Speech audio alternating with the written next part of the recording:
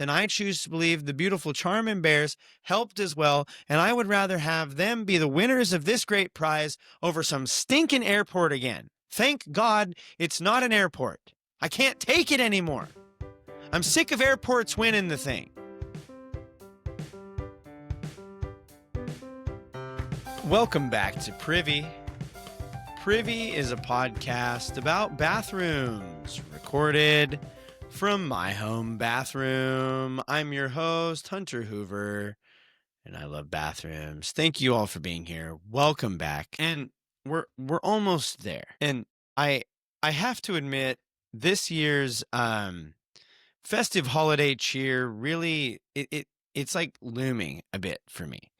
And what I mean by that is I feel like the Thanksgiving creep really snooked up on me. And I think it's because Thanksgiving is so far into the calendar year in November this year. Actually, listener, if you're listening to this on the day it comes out, you're staring down just 2 days away from American Thanksgiving. You're going to gobble your turkey. You're going to gobble your taters.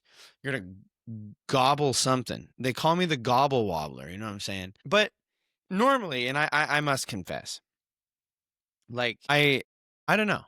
It's tough because, you know, we have this American Thanksgiving, and then right around the corner, Old Saint Nick and his Jolly Roger reindeer are just looming afoot. And I feel like this year more so than others, you know, I'm one where I usually feel that Christmas cheer pretty early on. I'm what you call an early adopter for Christmas, a Christmas early adopter.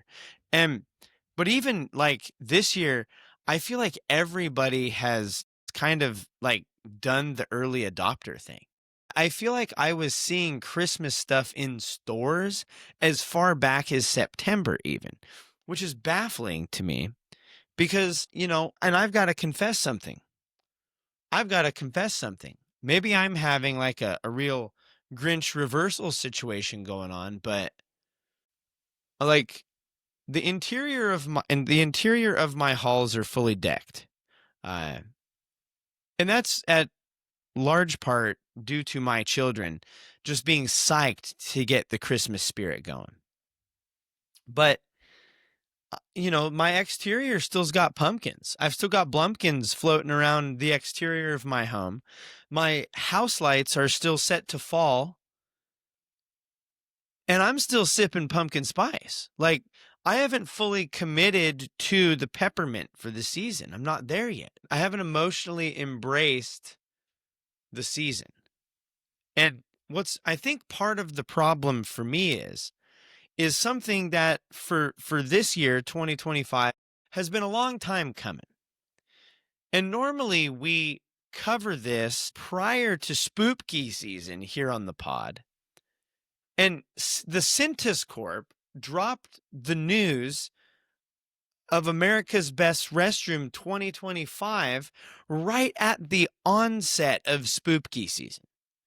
And again, this is an mostly made up online voting competition wherein people go online and they vote for what they feel is America's Best Restroom at americasbestrestroom.com. And right now you can already go on there and nominate your 2026 America's Best Restrooms. And again, it's an online poll, and it's as simple as hitting enter, tally, column, and it just the column, and you would have your winner for the year. But every year, the Cintas Corporation drags this crap out, and they make it take forever. And why? Why? Oh, we got to wait till fall. Well, it was fully fall for 2 weeks, Cintas, before you released this information. And by that time, I'm fully into twist season. So if you want me to cover this crap, you're going to have to get it together. Because by the time we get out of Spoopky season, it's festive holiday poop yourself after the big turkey surprise season. And then we're right into Privy Christmas. So Cintas Corp, if you want, like, you put the winner out in September, please. The winner is tallied by the end of August. Don't tell me they're not. Just put it out in September. End of September, fine. Middle of September, preferable. Beginning of the September month, Wake me up before September ends or whatever he said. I don't know, but put the dang thing out in September. It's not hard. Please, for the love of all that is good, Sintis, put this information out to the public prior to the month of October. It's not hard. You hit enter. End of rant. But so this isn't news. I'm technically lying when I say I'm presenting news today on the show, because this is old hat. Like, the American public has fully known about this information almost 2 months at point of episode release and almost a month and a half at point of episode recording. But that never stopped me before. I just would like the Sintis Corp to get their act together. To review, the finalists for America's Best Restroom 2025 were Tecolote Shores in San Diego, California, Tatsu in Dallas, Texas, Rosebrook Lodge in Bretton Woods, New Hampshire, The Rooftop at Pier 7 in New York, New York, Modern Bar Orlando in Orlando, Florida, Little America Hotel in Salt Lake City, Utah, Footprints in Lawrence, Kansas, City of Fruita, Colorado, in Fruita, Colorado. This is like a city bathroom. And Bearhead Lake State Park in Minnesota. And so the winner of this year's Best Restroom, America's Best Restroom 2025, comes to us via a special segment of Poo in the News.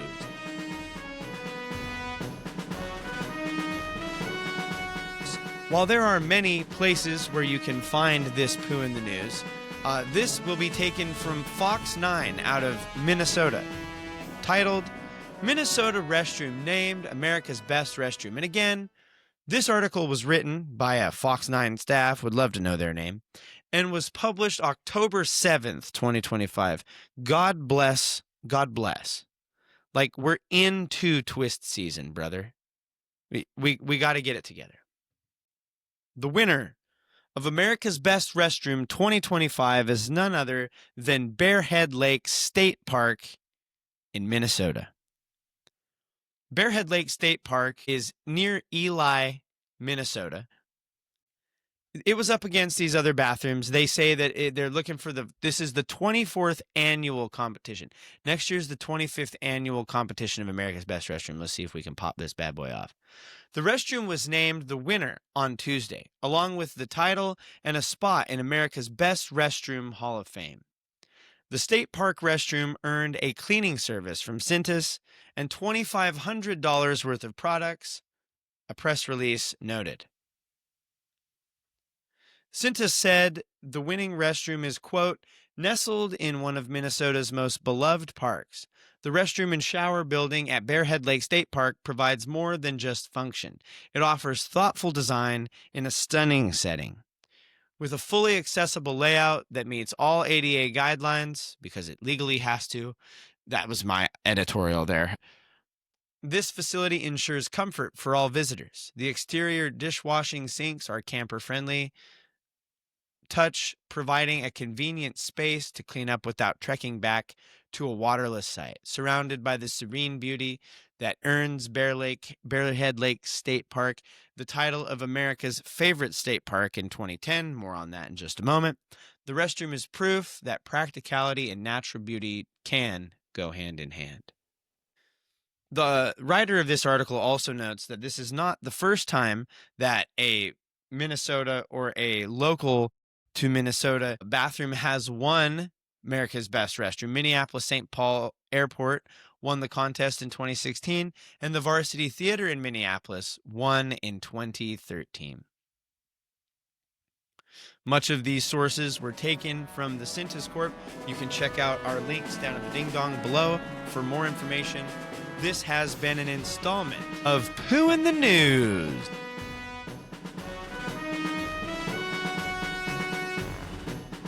Now, as they noted in our news there, Bearhead Lake State Park is located in northeastern Minnesota between the cities of Tower and Ely in what is St. Louis County. The state park, Bearhead Lake, is 5,600 acres of mostly undeveloped forest, lakes, and rocky terrain, and it's been shaped, according to Minnesota history record, by primarily glacial activity. This is like when, allegedly, the glaciers run off and, cut up the rocks and stuff like that. I'm not a scientist. I've said it a few times on the show. Listeners of the show, we're getting ready to start our 6th year of Privy. And keen ears to the show will note this. I'm not a scientist. I've never claimed to be. I barely even think it's real. Parts of this 5,600 acres have been inhabited, however. And as is always the case when we discuss the winner of America's Best Restroom, we need to discuss the development and history of the winner. Make a meal of it, if you know what I'm saying. And first, God made all this stuff, so go ahead and write that down. But after God did that, as the story goes, the Native Americans habitating the area are dated probably, with some level of error by archaeology, to about 4,000 years ago. And who knows how many times one tribe killed off and ran out another. Until the 18th century, when European fur traders came to the area, which began to be known as the Arrowhead region. Shortly thereafter, they began to log the area along the south shore of Bearhead Lake. Though they thought there would be gold in them hills, which is what they say of me now that I'm eating more veggies. By the way, so I went to the doctor. We're all good. Routine checkup. But one of the things that came up in the middle of my Bearhead Lake conversation, I need to air a grievance here. I went in and, did the thing, and we were going over diet. He's like, "What's your diet like?" And I was like, "Oh, standard Midwestern." He goes, "Okay, what does that mean?" I was like, meat and potatoes, that type stuff. And he's like, "All right, well, how many servings of vegetables do you eat a day?" And I went, servings implies that you think it should be more than one, and it is not. And so, serving, usually one per day, on a good day. At which point, he informed me that I should be eating 7 servings of vegetables. 7. And I will say, doctor, if you're listening, first of all, help me. How did you get here? Also, thanks for listening. I've been doing it. Called your bluff, including at this episode's record, I have fully housed 7 servings of vegetables. Yes, today. Yes, me. The meat and potatoes champion has housed upwards of 35 to 40 servings of vegetables this week. You got it. I did it. I've been eating salads like Woofy, just gobbling up some cukes. I've even taken on celery, carrots. It's like a challenge. And you know what I'm going to say? Here's the bummer of the whole thing. I'm starting to not hate vegetables as much. I'm not a fan, but I've found that if you force yourself to do a thing that you hate long enough, eventually your body's just yeah, you know what? Actually, that's a good point. It's not bad. But to say that there's gold in them hills, I got some gold brewing, because that fiber, buddies, you're the one. Oh, I'm not going to sing the song. But they began to log the area, and they thought there was gold in the hills of Bearhead Lake.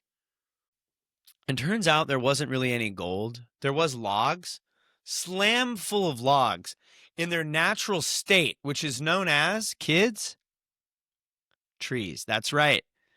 The first sawmill was created on the south shore of Bearhead Lake, and a railroad was installed in the turn of the 1900s to serve the sawmill in transporting those logs away from the mill.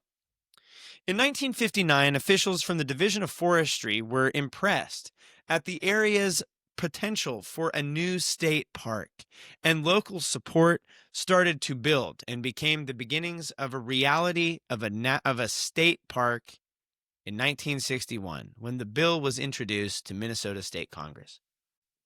This is where we cut to Schoolhouse Rock to remind us how a bill becomes a law. Just kidding. But still, the bill passed and the park was dedicated in 1962.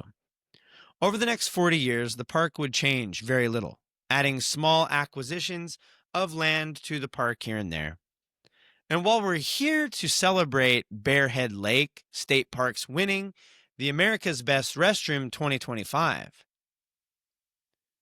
we need to talk about something. This isn't the first time Bearhead Lake has taken an arbitrary internet prize. In September 2010, Coca-Cola Company put on a campaign under their Live Positively charitable campaign, as well as the National Park Foundation. The campaign was a call to the people of America to vote for their favorite national park. Bearhead Lake, to bury the lead, won this online competition. But until this episode of the podcast, and by the way, I'm glad you're here. Thanks for listening. But before this episode and before today, my guess is you didn't even know about Bearhead Lake. Lord knows I hadn't. And that is because it receives only about 100,000 visitors every year as of 2009. Now, while that's significant, the attendance hasn't boomed to the point where they have needed to track this more closely. To give you a feel, in 2013, the closest data we have to Bearhead Lake, the country's most popular state park, was Watkins Glen Park in New York's Finger Lakes, which saw over 500,000 visitors in a year. That's 5 times as many.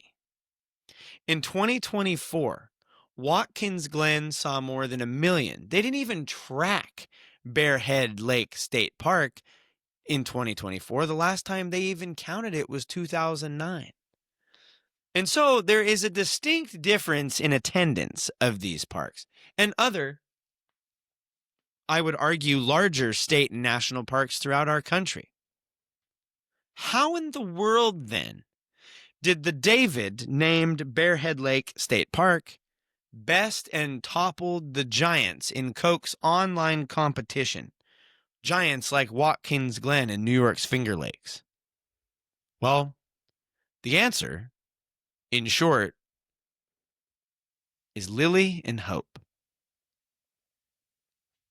In 2010, Lynn Rogers from the North American Bear Center placed a webcam in a bear den near Ely, Minnesota, where a mother black bear would soon give birth to her cub, really shove one out there. This camera, known as the Lily Black Bear Cam, became an online sensation and phenomenon. Things popped off when Lily gave birth to her cub in 2010. This was like before the idea of live streaming. Like, this bear was like Twitch streaming before Twitch was even Twitch.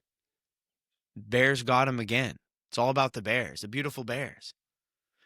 The popularity that Lily and her new cub Hope brought to Bearhead Lake State Park, not just to Minnesota locals, but to online communities, caused the park to win almost a quarter of the total votes in Coca-Cola's online competition, even though the park, Bearhead Lake State Park, saw a fraction of the visitors year to year. It's the power of the internet.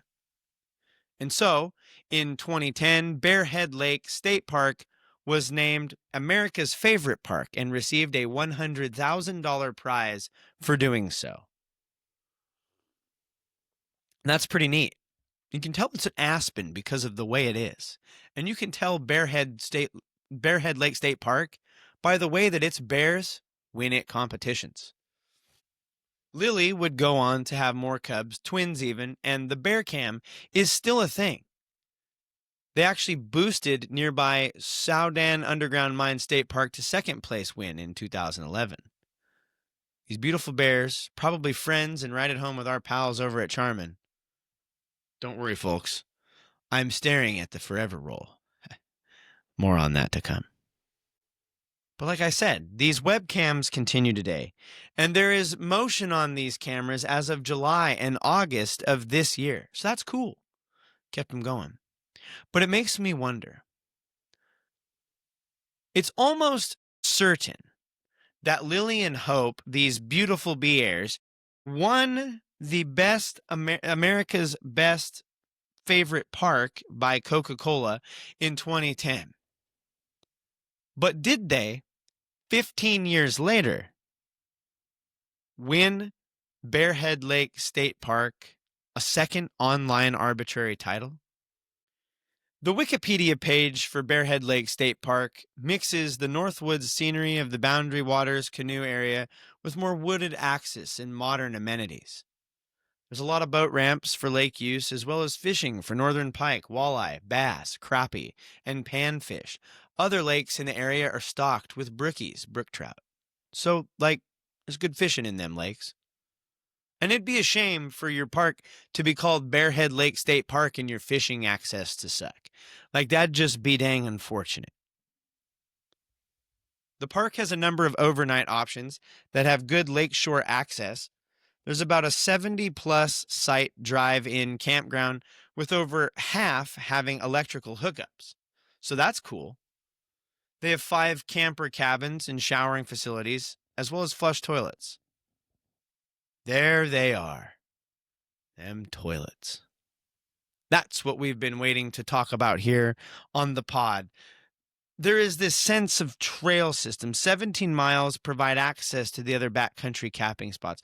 For goodness sake, it's a state park, not Disney World, people. But this bathroom, Bearhead Lake State Park bathrooms, beat out some good bathrooms to win America's Best Restroom. As I noted, my pick for America's Best Restroom was Footprints or Tatsu. I really like the Footprints bathroom. So it beat out these bathrooms. And I'm curious, did Bearhead Lake State Park win because of the bathrooms or because of the bears? An online blog called The Big Wild weighed in on this back in 2022 before the park was ever even consideration for the running of the bathrooms. They noted the 10 reasons why the park is the best state park in all of Minnesota. And I'm sitting here going, why didn't you read the winner from 2010's Coca-Cola's best flipping America's Best Old Park? Because I've told you why. But this bloggist, which is what you call a blogger, bloggist, notes stunning hiking trails, kayaking, canoeing options, fishing, swimming, wildlife enjoyment, stargazing, picnicking, enjoying nearby small towns, and I'm going to be honest. That sounds a lot like what draws every wooded camp associated location in the entire United States of these beloved Americas. If only the Cintas Corp had any sort of transparency. If only the Cintas Corp would publish how many votes each bathroom got, but they don't do that. They just wait forever and then say, here's the winner. Here you go. Publish the numbers, Cintas Corp. Tell us how many votes each one got, so that way we can see it. And I've seen these other bathrooms. I went exploring because naturally, the 3 pictures that Cintas provides for these bathrooms, it didn't do it for me. It wasn't really enough to whet my bathroom inspection whistle. So I went exploring on this lovely thing we call the internet, because naturally 3 pictures isn't enough. And I've seen them. I've seen the bathrooms. And they are very nice. But so are all the other restrooms. I think this is the problem. These are really new and modern restrooms, but what is it about them that says that they're the best? What does it mean that something is the best restroom? Does it mean that they're the cleanest? Does it mean that they fit the need of the area the best? Does it mean that they fit the vibe or have their own artistic appeal? Does it mean that people arbitrarily voted for this bathroom more online? With or without the help of some beautiful bee heirs that live nearby? They're nice, but I think that the Bears were carrying some weight again here 15 years later, and that's okay. Because if I'm honest with you, I'm going to tell you something. While I'm bummed that Footprints didn't win it, I would rather have the beautiful bathrooms at Bearhead Lake State Park, home of Lily and Hope, win this, and I choose to believe the beautiful Charmin Bears helped as well, and I would rather have them be the winners of this great prize over some stinking airport again. Thank God it's not an airport. I can't take it anymore.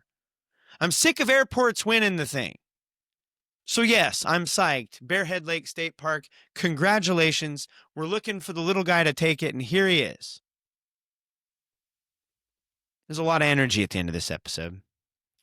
I think I want to close out this season of thankfulness with a special impromptu segment of Hunter's Anecdotes to keep you afloat.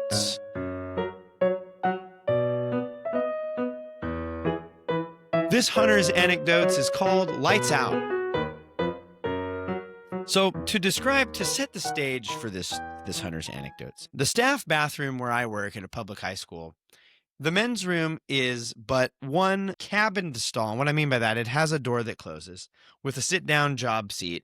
And right on the other side of it is a stand-up urinal where you can stand to pee. And on the other side of that is a divider with a hand washing station. There's not a lot of room in the bathroom, and you can really fully loaded is 4 to 5 men deep, one pooping, one standing to pee, one washing hands, and 2 waiting in the winds. Like, that's fully loaded. So it's not a big space. And I went in and I sat down and I did my job, and I'm doing my thing, and somebody comes in, pees, and they go out, and I'm sitting there, and then I'm doing my thing, and then the door opens up, and the person who is entering the bathroom turned the light off. And you're thinking, oh, somebody just noticed that the light was on and opened it and turned it on. But that is not the case, because I thought that was the case. And so I called out like, hey, somebody's in here, thinking that they had walked off. And the person was fully in the bathroom, like not just sitting outside, but they came in, turned the light off, and proceeded to walk further into the bathroom and were standing to pee. And when I called out, I actually spooked them. And then they turned around, turned the light back on. I'm like, oh, that's my bad. And I'm sitting here pooping thinking, yeah, kind of. Like, why are you turning the light off when you enter the bathroom, my dude? Like, what do you pee? Do you regularly make a practice of peeing in the dark? Like, what is that? And so normally I don't get like in my own head about these things, but I got in my own head about this one. I'm like, there's not a chance that I'm wiping, flushing, and completing this job before this guy gets out of here. There's no way I'm coming face to face with the lights out. And so I just kind of putzed around. And what was unfortunate, it took him forever to pee. And I want to note, he did not shut the lights off on the way out when he was done. It was just weird. Weird lights out experience at the work bathroom. And this has been another segment of Hunter's Anecdotes to keep you afloat.